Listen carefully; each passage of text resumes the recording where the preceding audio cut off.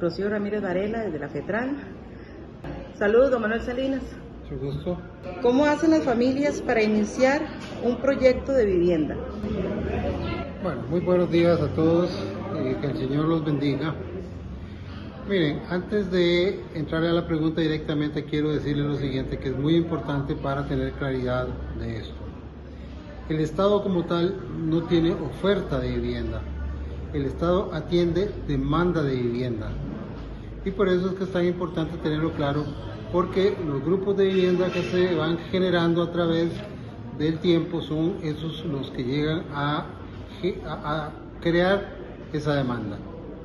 Inicialmente en un barrio o en una comunidad cualquiera hay un grupo de gente que necesita vivienda, a alguien se le ocurre y comienzan a generar una unión de gente para crear un comité de vivienda para luchar por tener esa vivienda.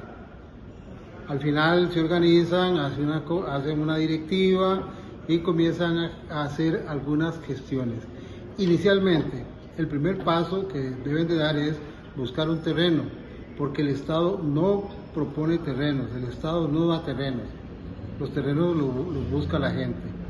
Cuando tienen un terreno identificado, normalmente se le pide ayuda ya sea al Ministerio de Vivienda para que nos diga si tiene más o menos las cualidades para ser desarrollado, o si tenemos alguna relación con algún desarrollador, podría comenzar ayudándonos a identificar si reúne las condiciones.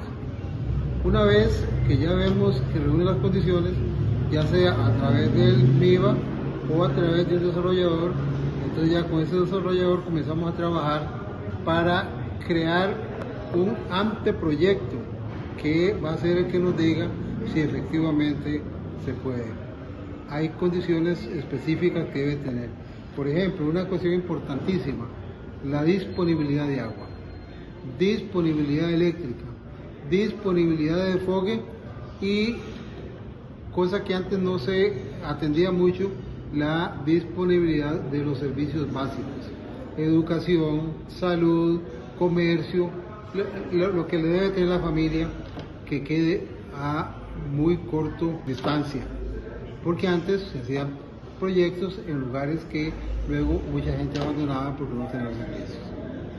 Ya cuando tenemos eso identificado, entonces ya podemos buscar una entidad financiera.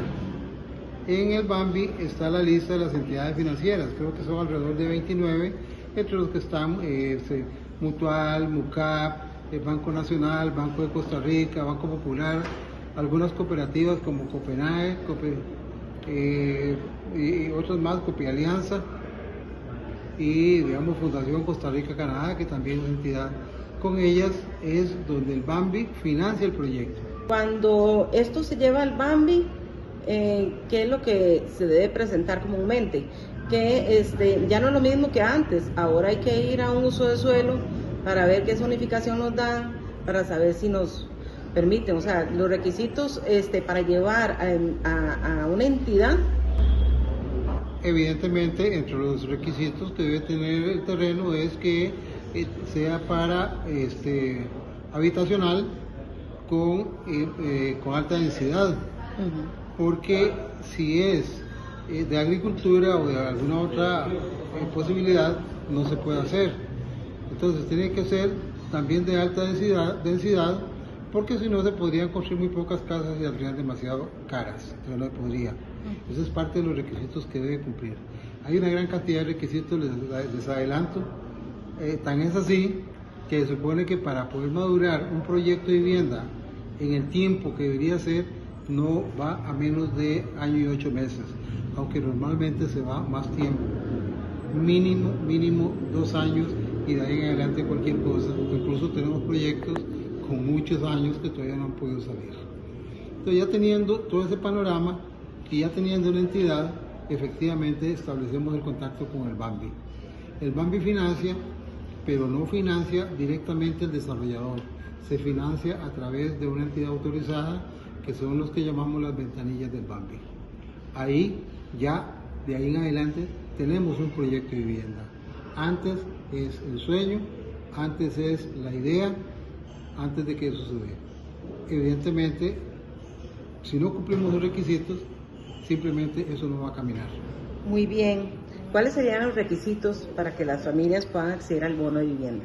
Hay una serie de requisitos que todos son importantes y todos hay que cumplirlos. Sin embargo, hay unos que son fundamentales. Primero, no haber tenido bono nunca, porque el que ya tuvo bono no tiene derecho a otro bono.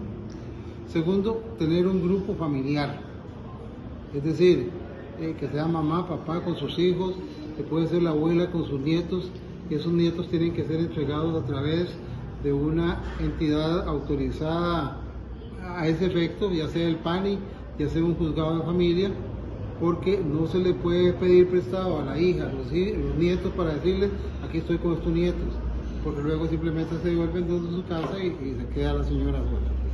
En el caso de un adulto mayor, es la única persona que puede acceder a un bono solo. Ahora hay algunas nuevas modificaciones que se le hizo a eso, que es importante tenerlas en cuenta.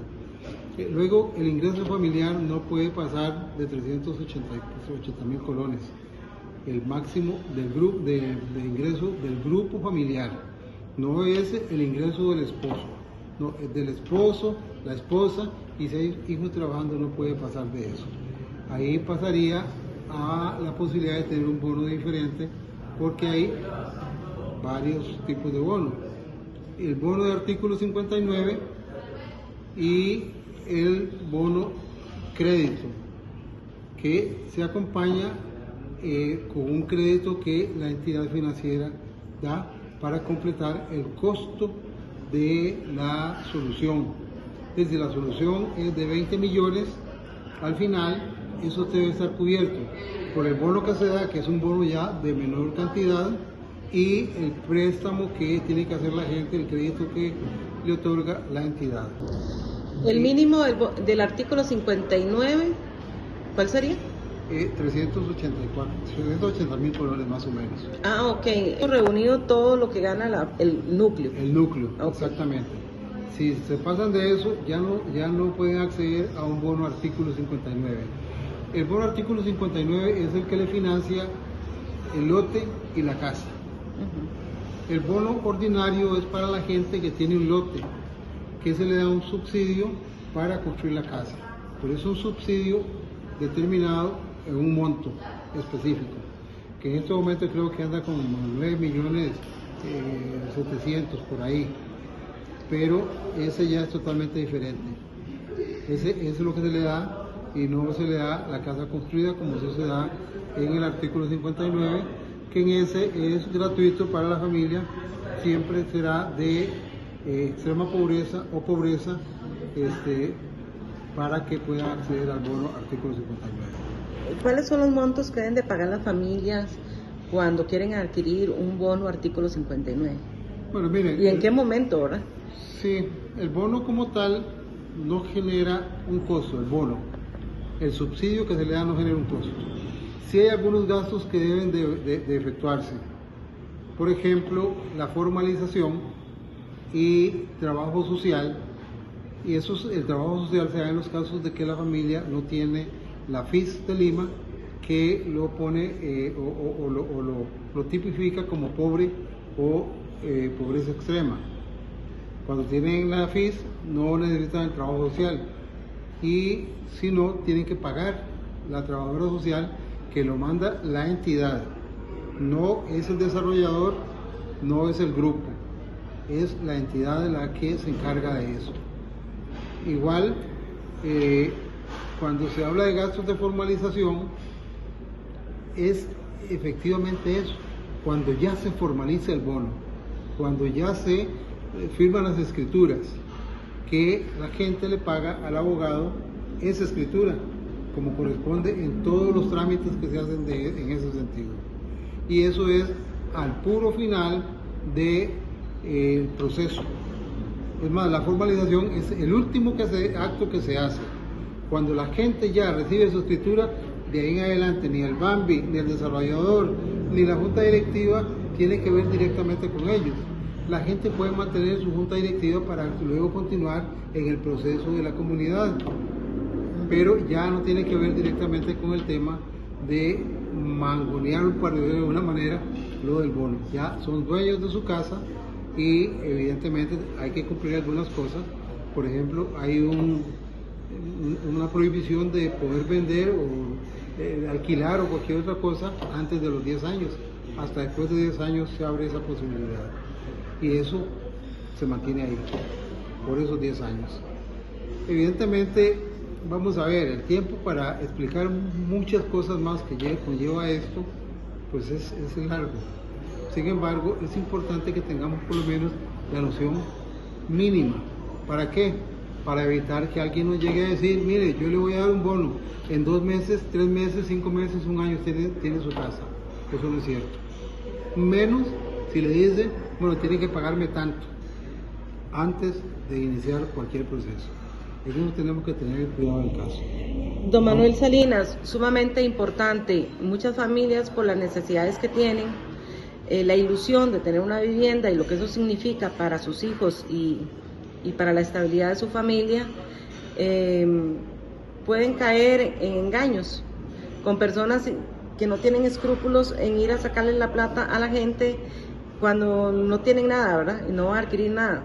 ¿Cómo podemos hacer nosotros para que ellos identifiquen cuando alguien los está estafando? Lo vamos a decir claro.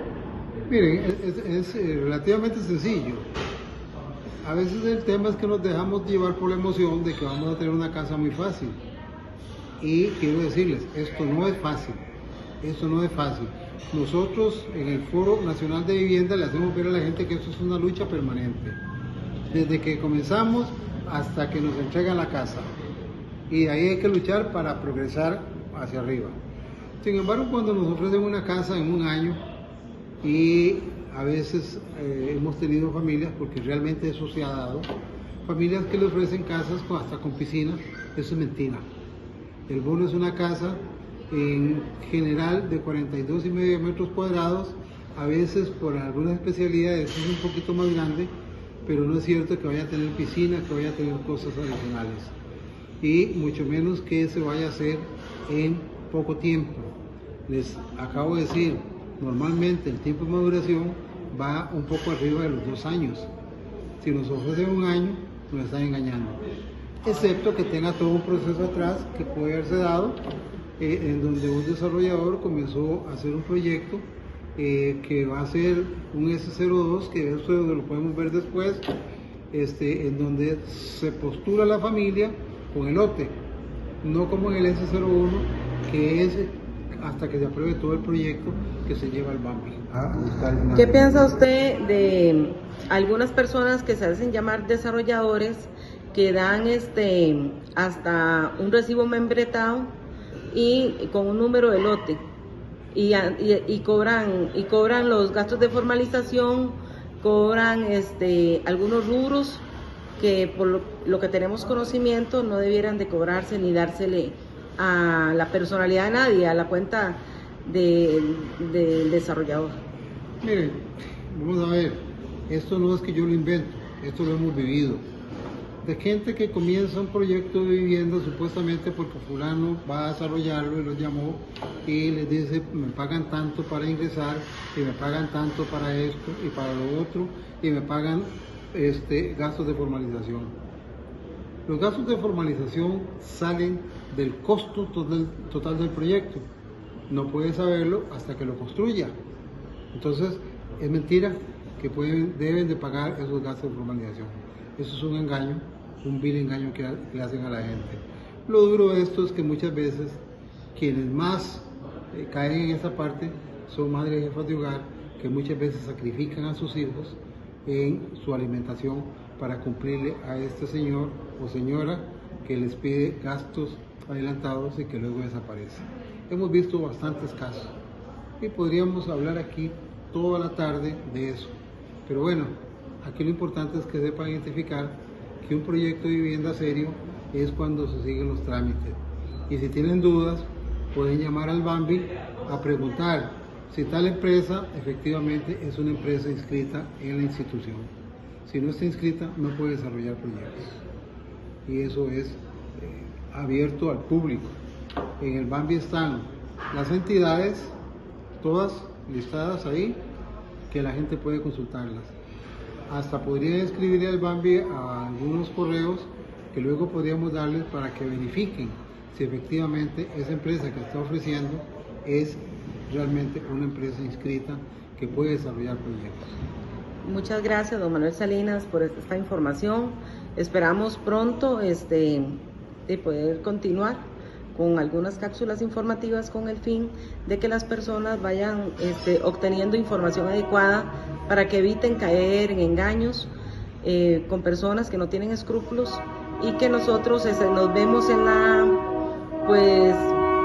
moralmente en la obligación casi de tener estos espacios para poder ayudar a esas personas a que no sean engañados, ¿verdad? Sino que vayan aprovechando el tiempo o las líneas adecuadas con el fin de que puedan obtener su vivienda. No, más bien con mucho gusto, y gracias a ustedes por darnos la oportunidad de plantearle un poquito a la gente para que ojalá que en un futuro muy cercano ya no tengamos más engaños y que no haya madres de familia llorando porque las han estafado y les han quitado el dinero.